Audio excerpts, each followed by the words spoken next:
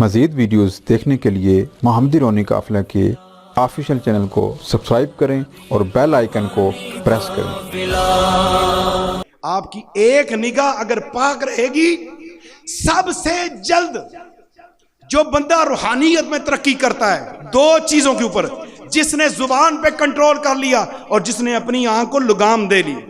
اس سے دو چیزیں انسان کو روحانی ترقی کے اندر مدارج میں لے کے جاتی ہیں، سلوک کے اندر لے کے، یہ سیر سلوک کراتی ہیں، پھر اسے بڑا مزہ آتا ہے جب وہ اذکار کرتا ہے، ذکر کرتا ہے، تو پھر اسے ہواؤں والے ملائکہ کا ذکر بھی سنائی، پتوں کے پاس کھڑا ہوگا، کوئی ایسی چیز نہیں، سن لو فقیر کی بات، کوئی ایسی چیز نہیں، اللہ نور السماوات والارض، زمین و آسمان کے اندر جتنا بھی نور ہے یہ اللہ کا ہے، فسبح للہ ما فی السماوات والارض، میرا رب کہتا ہے زمین و آسمان کے اندر کوئی ایسی چیز نہیں جو اللہ کا ذکر نہ کرے۔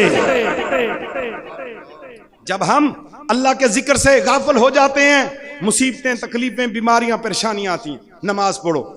بابوں کے پاس جا کے پیسے دینے، بکرے لٹانے، مرغے لٹانے،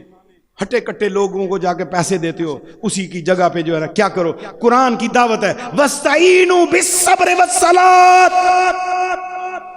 جب تم پہ مصیبت آ جائے، بیماری آ جائے، تکلیف آ جائے، تنگ دستی آ جائے، قرضہ آ جائے، کاروبار نہیں، شادی نہیں، بچے فرما بردار نہیں، تو پھر کیا کرو؟